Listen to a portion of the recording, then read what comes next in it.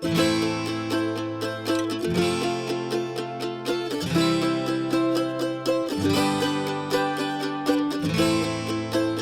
it's good to be back with the Ekklesiacast. Chris and Jonathan here, ready to start another day, reviewing a little bit of this message that we had last Sunday, 1 Peter 3, 8 through 12, and talking about what that means in our life and our relationships within the Lord's church, and then probably hitting on some of the serve tour stuff to help keep people in the loop as to what that's going to look like and what that will mean. So 1 Peter 3, 8 through 12 was what I had the privilege of preaching on this last Sunday, and the simple message was to do good. And by that, I was trying to help people see the need to put doing good into practice, that's our calling, and we need to practice our calling. So that was the basic gist of the message that we got into last week, and that's kind of what we'll talk about today. So yeah, I thought you did a good job with that, kind of walking through that passage. And that passage really is like a waterfall. Mm-hmm. It's kind of leading us to some other places in chapter 3. Mm-hmm. So I thought it was a great way to kick that off about setting it up for us. Like, we are a people that just do good. I like the way you had that, where both inside the church, here's what we do, and outside the church, here's what we do. Mm-hmm.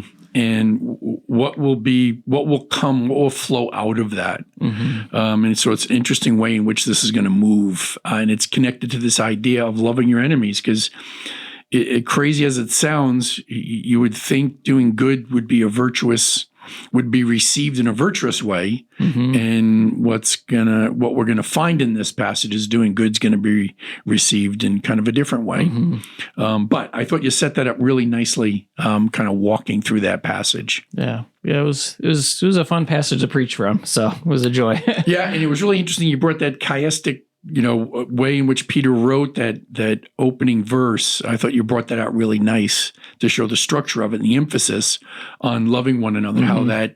How that form, that literary form, has an emphasis and then supports that. So I thought you did a really good job in kind of laying that out so we could see that, which was a very Jewish way. The Old Testament is filled with those kind of structures. And it's a very typical way in which they would have understood writing and so forth. Yeah, the one thing that I people may have picked up on it, but the one thing that I realized after I had already moved past it, and at that point you can't go back in your message, but what I saw in that structure was that Peter had, like, our thinking was one of the things that needed to change. And so a thinking that kind of compels us to community, or not a thinking that cultivates community, was how I was thinking through that first and last, those statements he makes. And then the second one that I think I may have missed was that he's going after not only our mind, but also our heart in those second and fourth commands of sympathy and,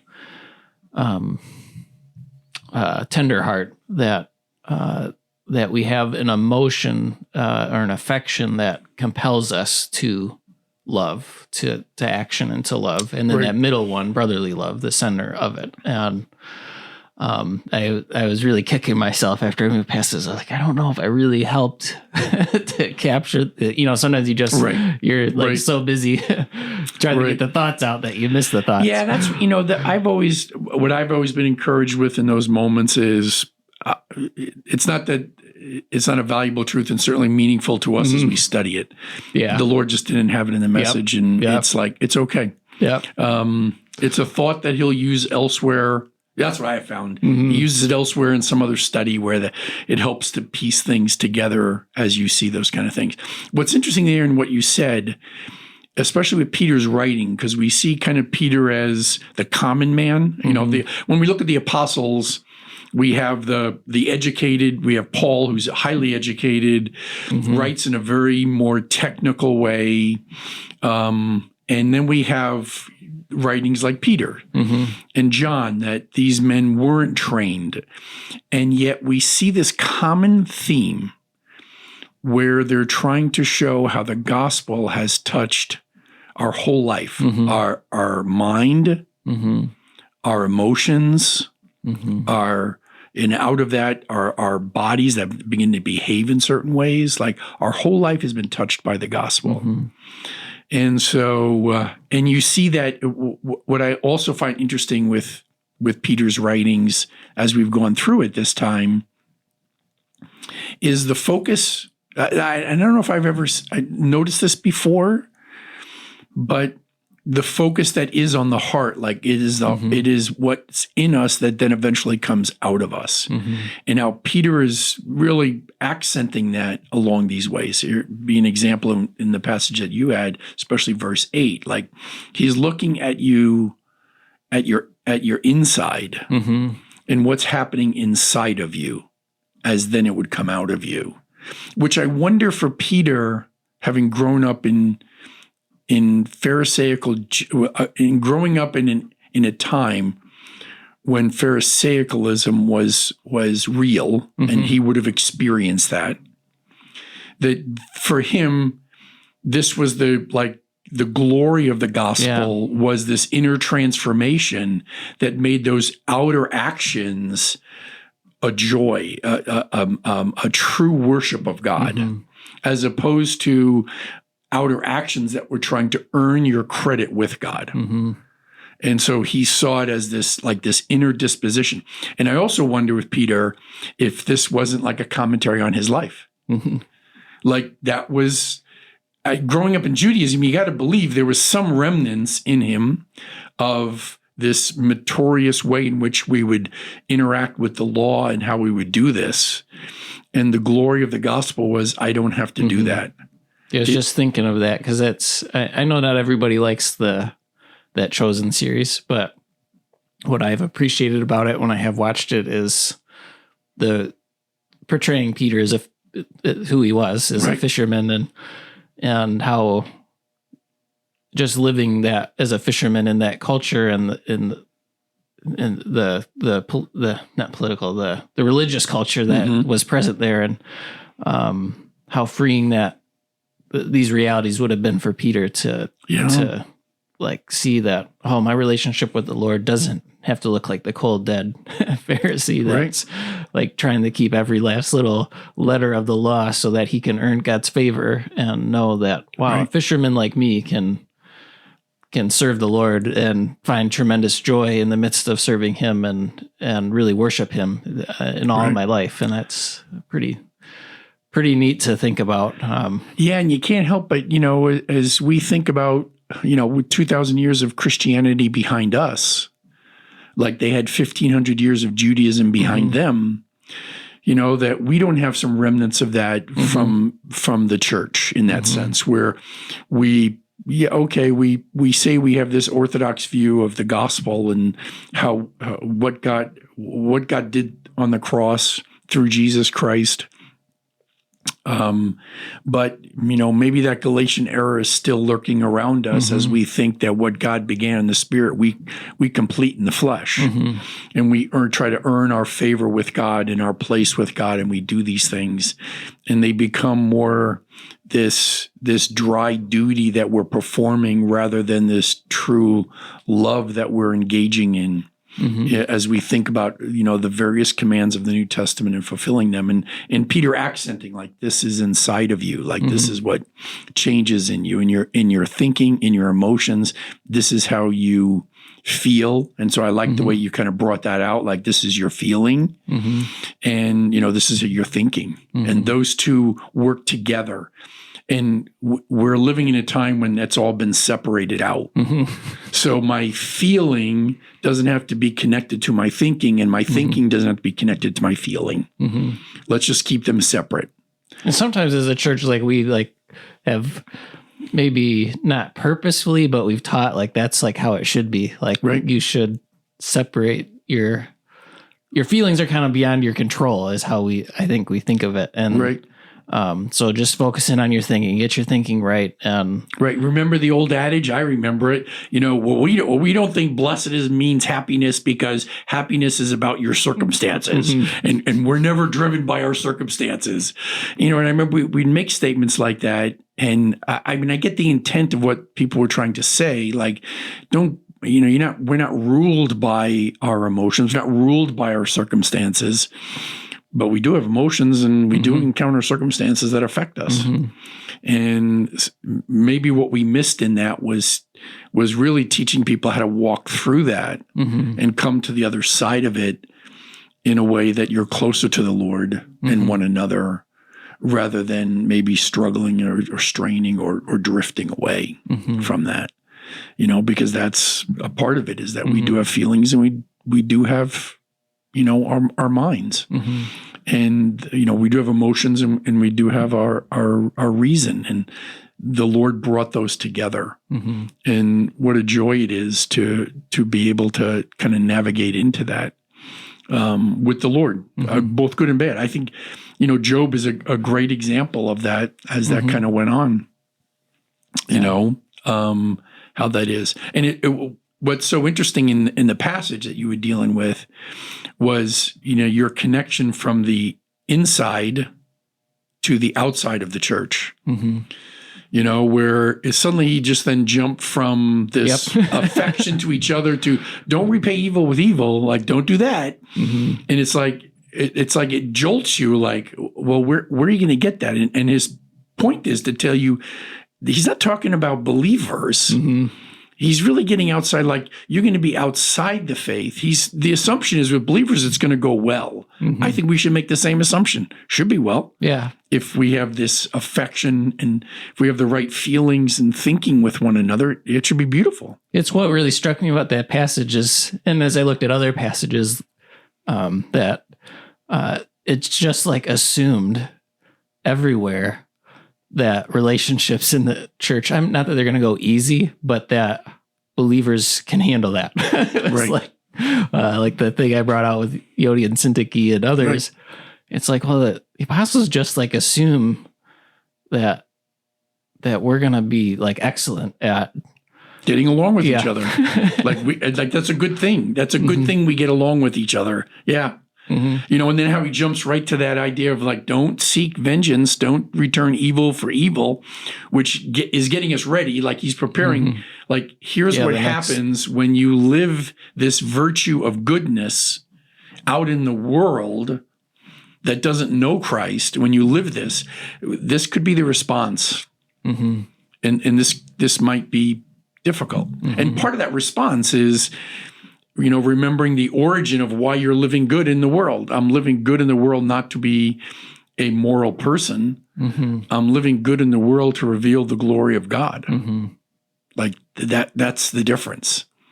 If I'm just living good to be a moral person, I'm probably not going to encounter a whole lot of turbulence, because I don't know what people... Yeah, people like that. Yeah, that's good. That's good. I like it. That's a nice thing. Like, we're all nice. That's good. I like that. But when you're living for the glory of God, that's a different thing. And I don't believe that means you're sterile or contentious.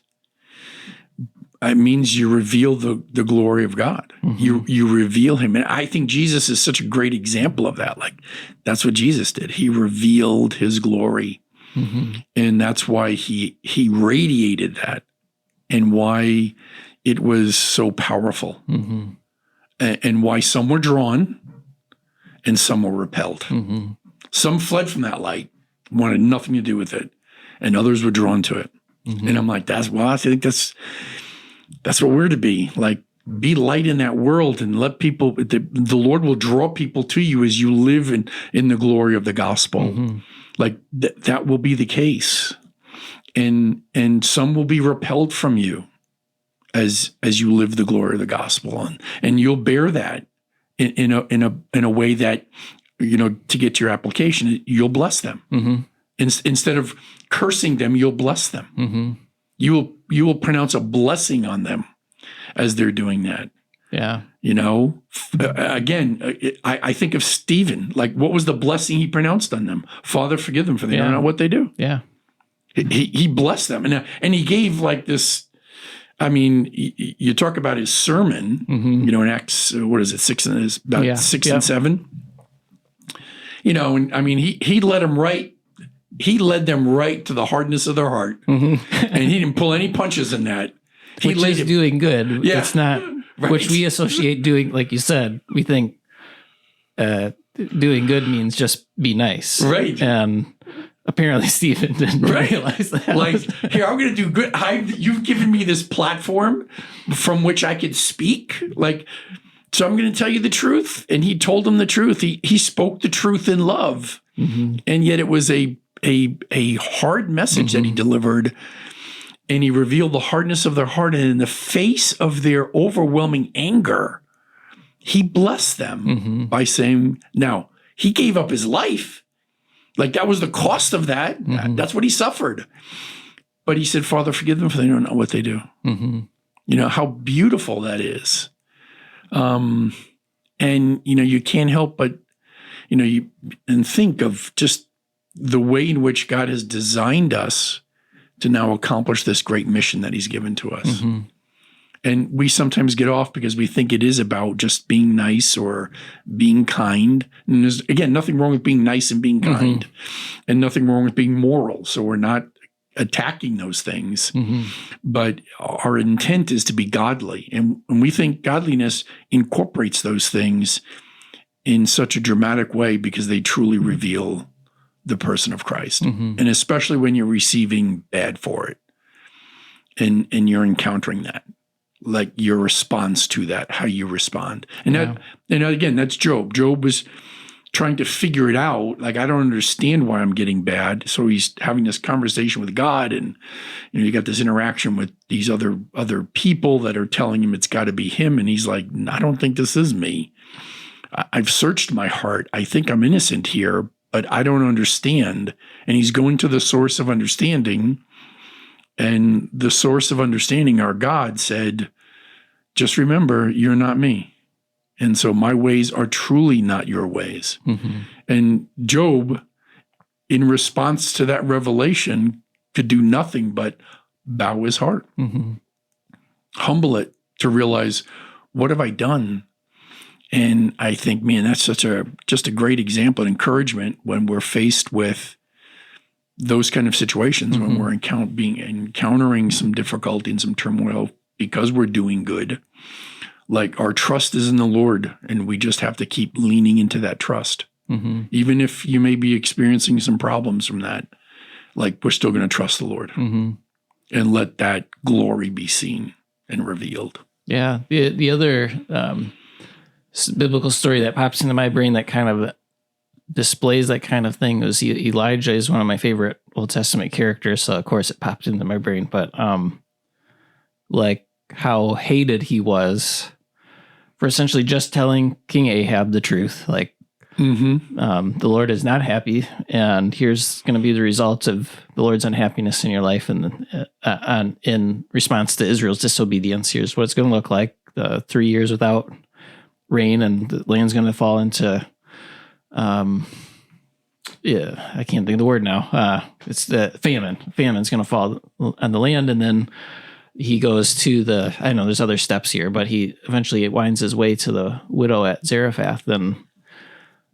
you know, because of the result of what the Lord's doing, she's on her last meal, and her and her son are going to eat it and die. And he's like, just let me have some of your food, and the Lord will bless. And he, did it in a remarkable way. Yep. And the grain never ran out, and they had enough to get by. And I can't remember where, and this may be wild misquoting, but somewhere in the New Testament, one of the biblical authors picks up on that and draws attention to the fact that Elijah only went to the widow at Zarephath, and I can't remember who that is. But anyway, it's just interesting to see the truth telling that Elijah participated in, and the consequences of that, the hardness of his life, but also the blessing that followed him and the Lord's provision for his needs, and through him, the provision of the widow's Zarephath's needs, and just being a truth teller. A great example. I mean, it really is, because you think about then Elijah for those 3 years. I mean, he was with the people experiencing that. And it wasn't like, if there was ever a guy who could say, this is not my fault. Yep. I didn't do this. But he had to live the consequence of that. And then you have this great miracle that takes place where you see God's provision and providence, his blessing that comes in there. And really the faith of that woman in light of their circumstances and what he was saying, like, give me food when there is this limited amount, her trust, just, the quality of her life to bring that out. Like, okay, I'll do this. I'll make this, and I guess we'll all die. Yep. Like, that'll be it. It'll be over. And then the Lord just miraculously made sure there was just and again, wasn't abundance. There was enough. Like, there's enough until this passes. And I see, like you said, those parallels when you see Peter now saying, hey, be a blessing. Let your life be a blessing. Let it flow out of your life. And that's why I said what I did at the end of the message about the day, how appropriate that was for the day in which we live, when we are so polarized as a people. We are, there's a lot of anger floating around. I mean, I'm seeing it more and more just in daily life where people just have a low threshold for any kind of disruption in their life, and how vocal people are when the minimal disruption comes and things don't happen the way they should. And, what a great way which we as the Church of the Living God can step into this darkness and just radiate light as we live genuinely before people, as we genuinely love people. Regardless of who they are, like, we genuinely love them. And that'll challenge us. Like, that will monkey with our hearts. If we let the Lord in there, like, it's going to affect us as we interact with people and talk with people and engage with people and so forth. And that's what I've noticed. It just seems like people are hurting. And I've probably had more conversations with like strangers, just out of the kind of confusion of our world, like, where people are talking and they're engaging more as things are going on. So, I mean, how appropriate for us to, be at this particular time in a world, in a sense, in the world, to be hearing these truths of, like, yeah, that's what we need to do. Like, we need to remember, we need to love our enemies. That's what we need to do. Like, we don't need another voice criticizing and condemning. You don't need to go on social media and try to, be a sable rattle your saber and stir things up because you want to be controversial. You need to love your enemies. And so, act in that way. Think before you push that button. Is this accurately portraying the love of God that he's had for this world? Like, just think about it before you do it. I know it has stopped me many, many times from engaging in a discussion.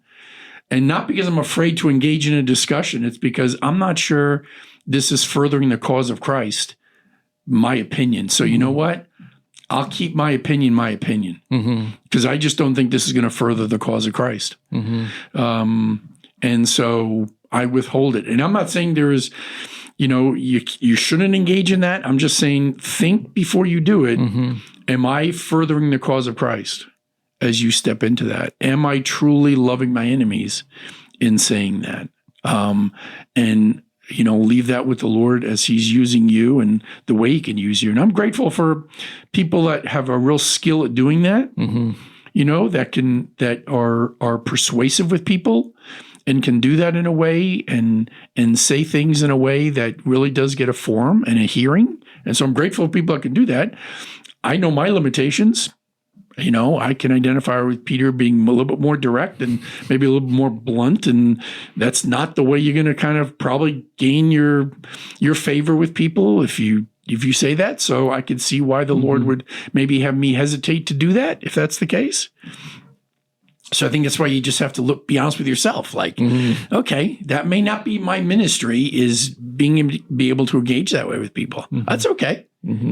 Like, that's all right. Like, the Lord can use other vessels who are better equipped to do that. And I thank God for them. Like, praise God that there are people that can do that. Yeah, and this is a little sidetrack, but it's also funny whenever the Lord, like sometimes the Lord speaks through you, you're going like so contrary to your nature. You're just like, where'd that come from?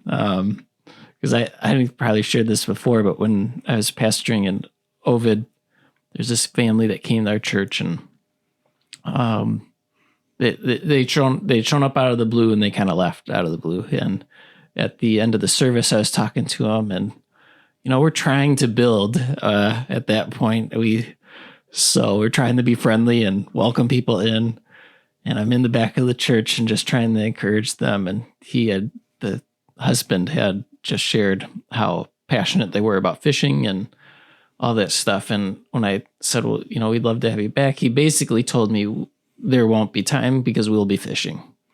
And he didn't put it quite that bluntly, but I remember. And the Lord just, I said, essentially, I'm confident that you will regret that. And Tracy, I get home, she's like, so how'd it go? Like, we had a new family. Like, wasn't that exciting? I was like, yeah, they're probably not going to come back. Yeah, because I was like, I don't know what happened, but I was just talking to them, and he was talking about how much they love fishing, and I just told him I think that's a really bad decision. And what was funny was about 6 months later, really early in the morning, I'm sitting at home drinking my cup of coffee, and my phone rings, and it was so early. I was like, wow, this must be important. Because no telemarketer would call me at 5 o'clock or whatever. So I answered it, and it was this man, and he was like, well, he's like, you probably don't remember me. And he kind of went through this story of, his family was falling apart. It was terrible. And he was like, you probably don't remember me, but I remember at the end of the service, we told you we were going to go fishing, and you told me I would regret it.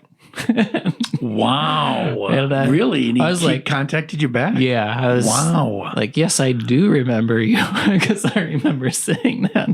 And he was like, do you have a chance to talk? And I was like, sure. And he actually was already at the church because of how it was really awful, the stuff going on in his home life. But and we met, and there was other parts of that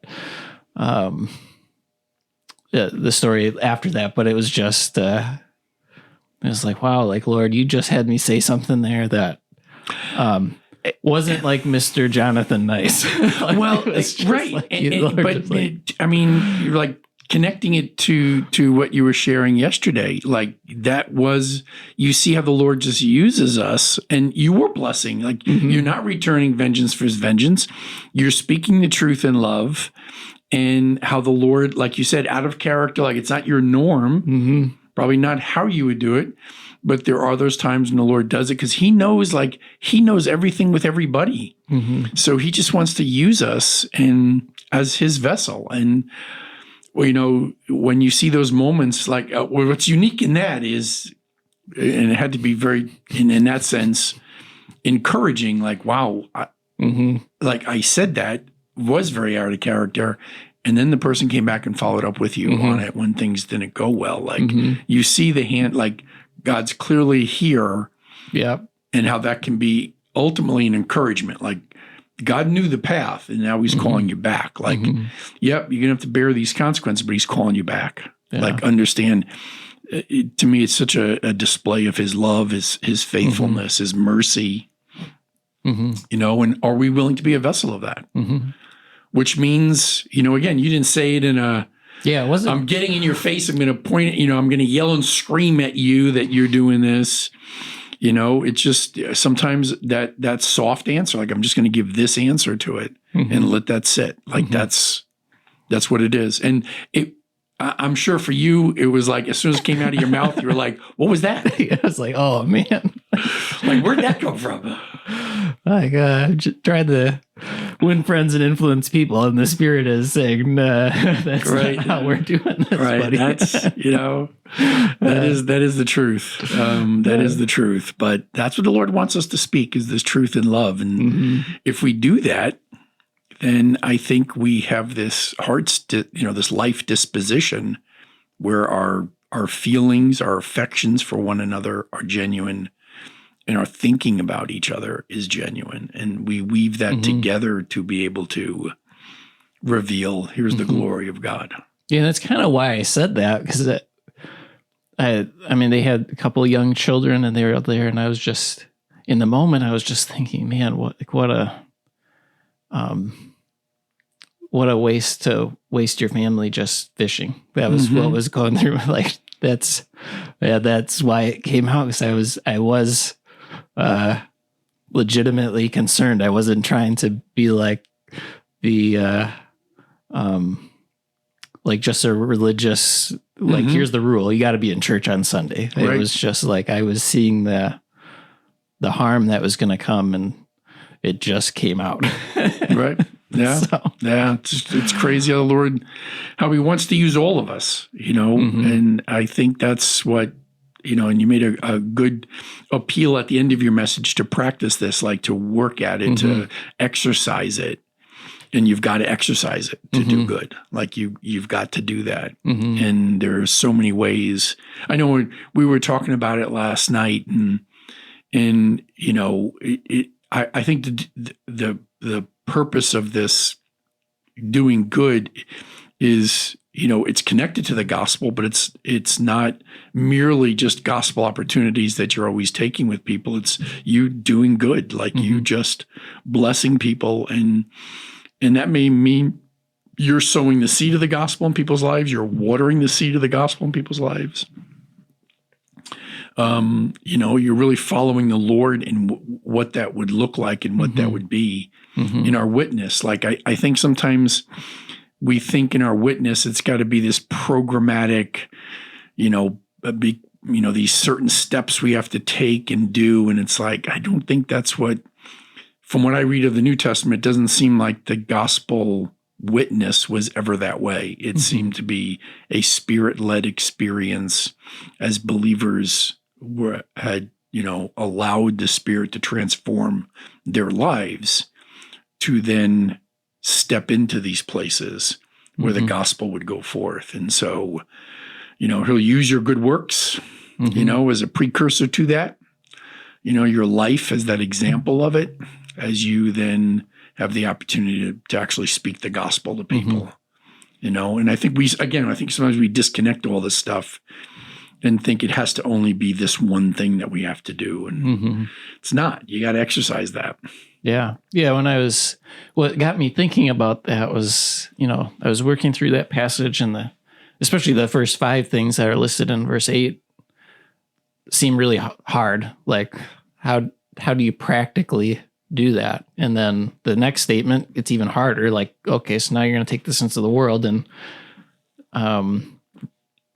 rather than returning evil for evil, you're going to bless. And then in the next section, as I was wrestling with how do we actually teach people to do that, Peter gives that quote from the Psalms, and it began with what got me started about this practicing. Like, the Psalm begins with whoever desires to love life and see good days. So it's like, if that's your objective, to love, if you desire to love life and have good days, like, your actions have to start following that. And I was like, you have to take steps. Like, you've got to practice it. You've got to see, like, I've been called to blessing.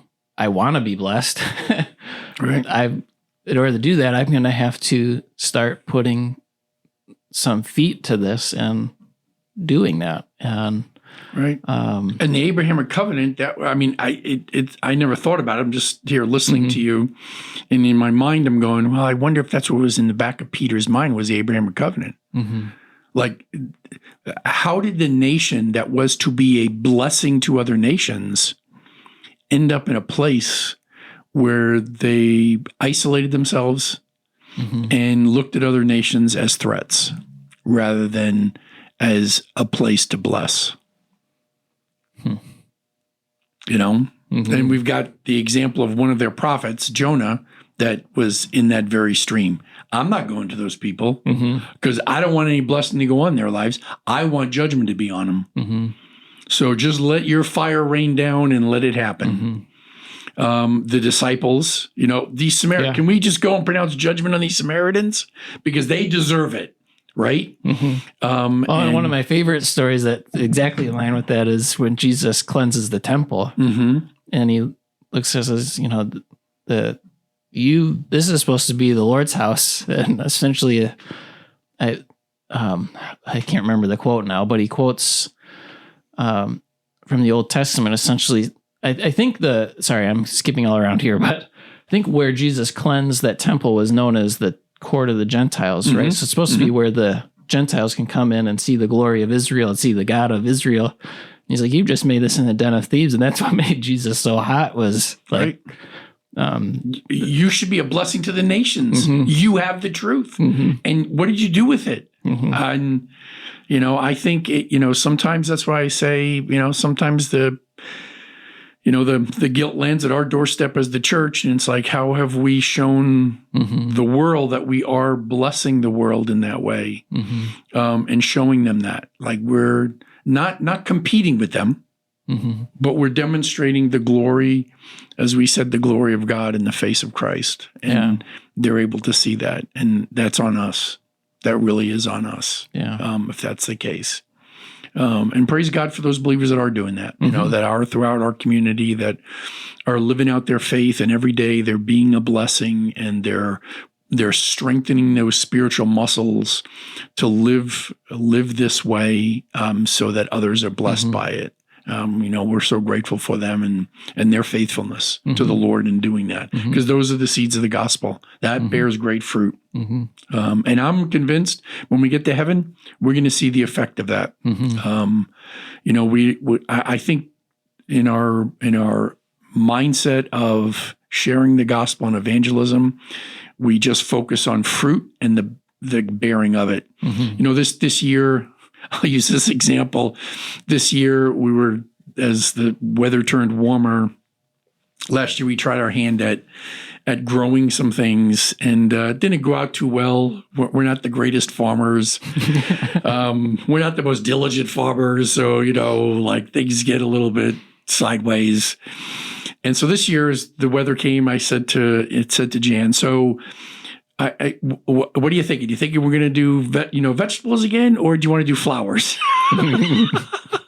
And she said, let's do flowers. I said, hey, that's a good idea. Let's do flowers. Flowers are a lot easier. Put them in the pot, put some water in there, let's let them go.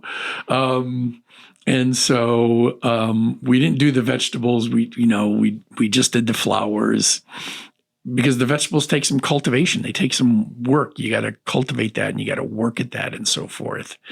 And sometimes in our evangelism, we don't realize the cultivation and work. We just want to see the fruit. Like, I wanted the tomato, but I didn't really want to do the work to get the tomato. Like, I just wanted it all to happen. And I want this really nice tomato. And, I didn't have that really nice tomato because I didn't put the work in to get it. I didn't cultivate it just yet. And I think sometimes in evangelism, we want just the fruit. And we have to do the work. And I think what Peter's calling us to is the work, the practice. Like, let your good works glorify your God. Like, let that happen. Let your life be this radiant display of the gospel. You'll have opportunities to share it. People will come and ask you, which is what Peter's going to get with this. Like, people are going to come and ask you for the hope that's within you, and you're going to be able to talk about the gospel, because your life's going to demonstrate something radically different, because you're going to go through something that people go, that's not how you respond. You respond this way, and you're not. You're going to respond the right way. And that will be the capstone of that's what will get their attention. Like, they're watching, and when that happens, it's like, now I have to ask. And it's like, well, now that you ask, well, here, I can share. This is why. So, I think the Lord's calling us now to put the work in and plow the land. And do that work. And if another generation is going to reap the benefit of that, well, let's be faithful that we love that generation enough that they could reap it. let's do our part. And if we see that, hey, praise God. Hey, if we see the fruit of it, praise God. Hey, we amen to that. But if we don't, and another generation sees the fruit of it, praise God. Yeah, and every good dad would rather his children and grandchildren reap the benefits of hard work than use it to serve yourself. That's exactly right. That is exactly right. Yep. Yeah. Good stuff. So very appropriate. You did a good job with it. Thank you. Really, really appropriate. I think very appropriate for the day in which we're living, in a great entryway into this next section of Peter's. That's kind of go on and so forth. A little background to that. John was going to have to do the most difficult passage in all of the Bible. I believe this is one of the hardest passages in the Bible. So you know what? and John was going to have to do it. So I was very grateful for that when I looked at the schedule and saw, well, John's going to have to deal with that. That's going to be good. I'm going to enjoy his teaching on this. And then John decided that he has to be someplace else. He has to go on stinking vacation. In my defense, we go on vacation the same week every.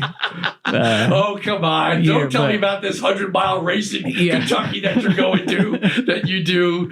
So since John's not going to be here, he said, hey, how about if you do it? So it's left for me. But it really is, it's a beautiful, as I've been, beginning to start to work through this passage and kind of address it. It is fascinating in the writing of Peter how this passage fits. So there's some beautiful things here with it, even though it's one of those challenging passages. And we'll step into it and have some fun with it. And be able to do that. So sorry you couldn't have teaching. Yeah, well, I would have enjoyed that.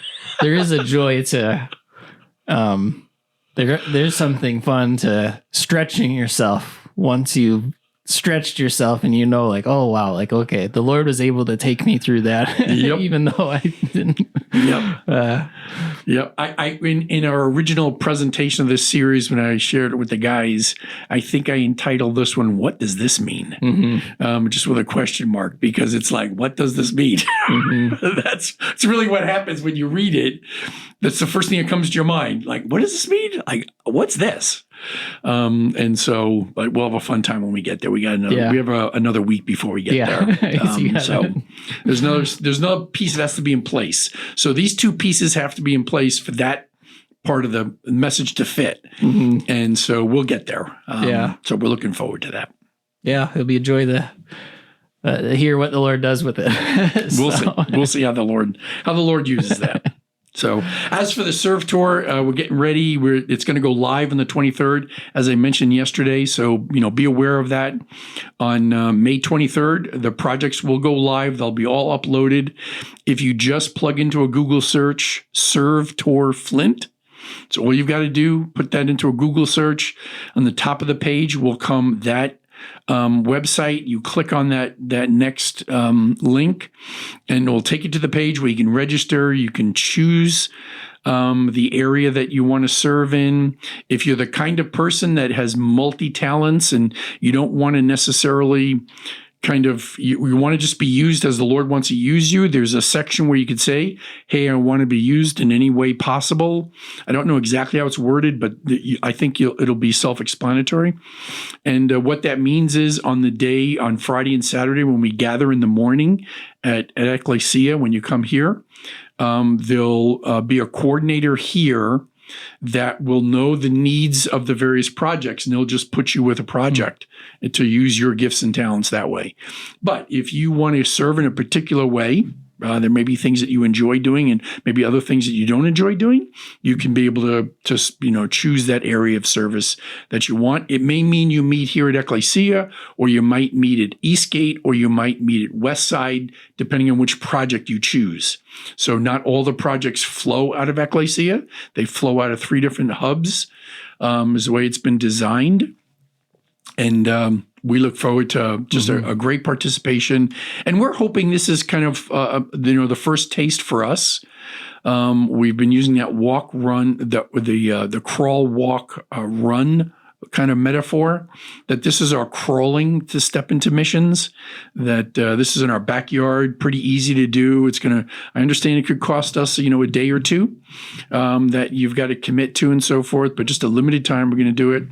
And then if things go well with this, we would love next summer, Lord willing, to be able to walk and maybe choose a city, look around the country, choose a city, and then kind of put together a team that'd be willing to go and participate in the same way in another city and be a blessing to them.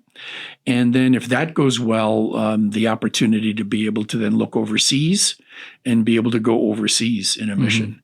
And just how we could strengthen that ability to just be a blessing, and just go do that in a completely different culture, completely different context, and be a blessing that way. So that's what our hope is. That's what our prayer is. And we would just love for you to participate. If you do have any questions, don't hesitate to see me, Pastor Chris.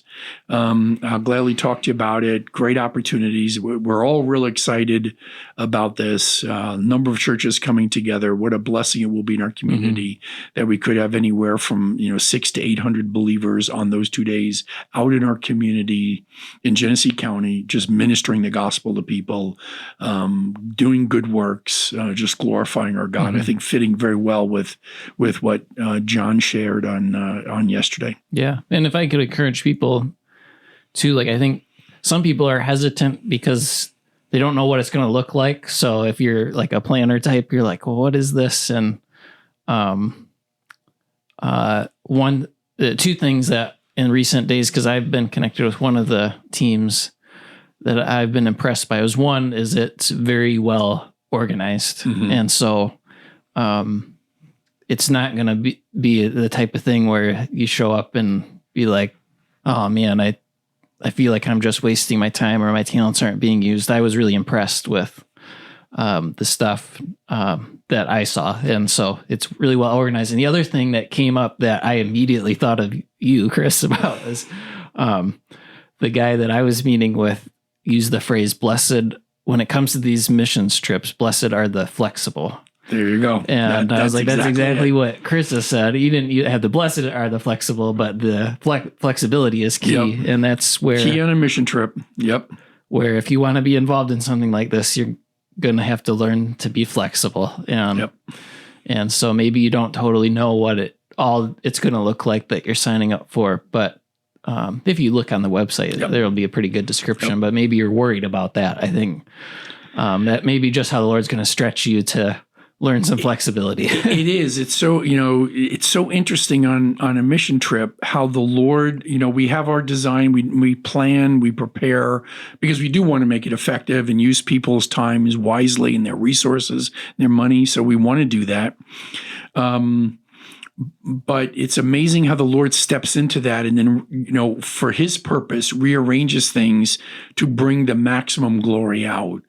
And when you have that heart that's willing to kind of move with that, like you hold your plans loosely that way, it's just amazing how you see the Lord work in such wonderful ways and just memorable experiences with the Lord. And to your first point, it is impressive. The folks that are organizing this, the Center Relief team, the part of this, the Center Relief organization out of the SBC that is doing this, they've been doing this for a while, and they have this down so that it is well organized. Like you're gonna have a great time because you're gonna work for 2 days.